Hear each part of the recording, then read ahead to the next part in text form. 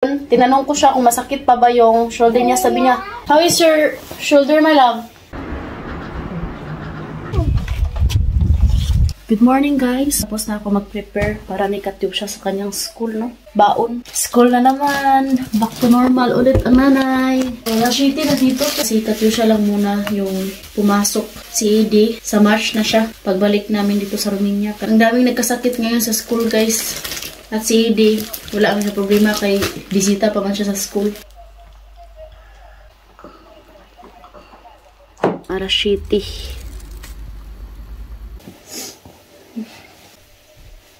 Filipino, they don't know me, but I'll talk English what he say.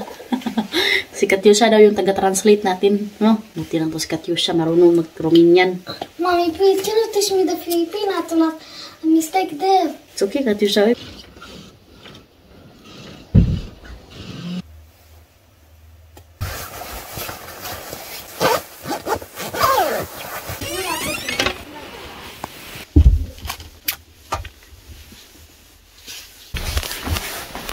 Please, Mommy, because...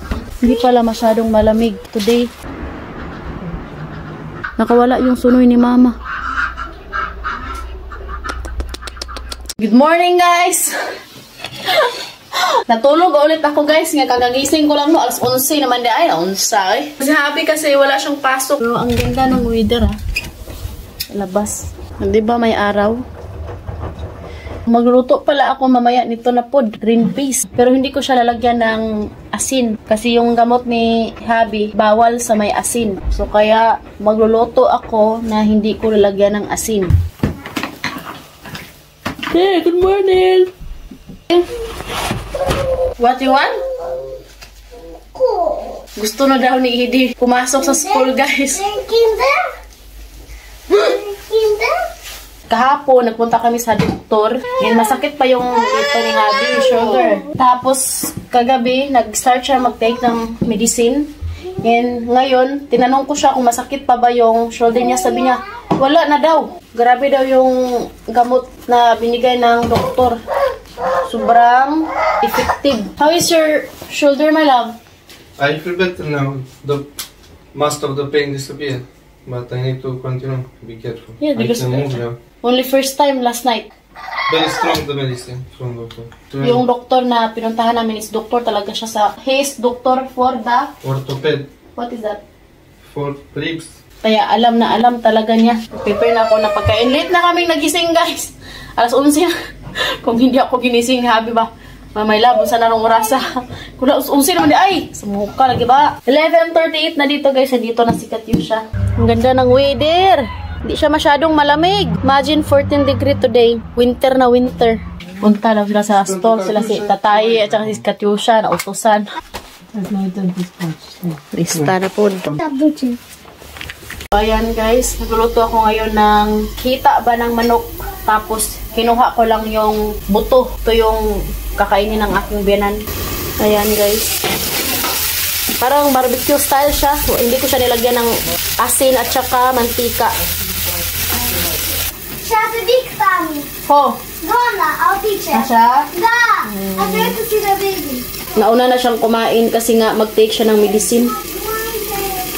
Ito na yung ulam ng aking biyanan, guys. Ayan, oh. Ito na yan.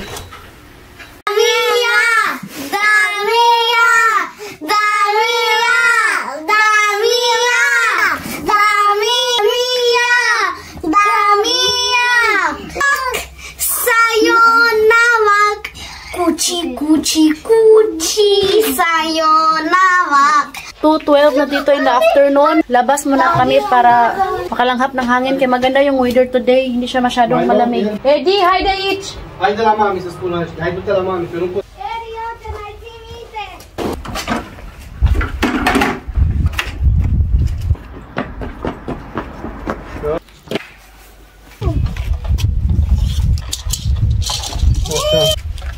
Bine așa?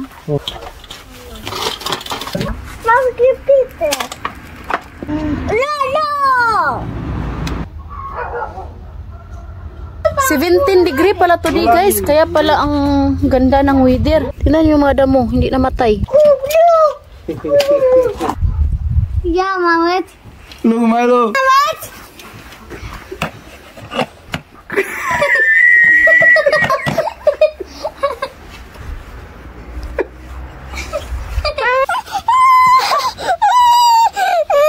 e mică la... Ice cream good. Ice cream yummy. Mag-bye-bye na kami. Thank you for watching. Thank you for the support. We love you all. Bye. Edie, bye. Bye.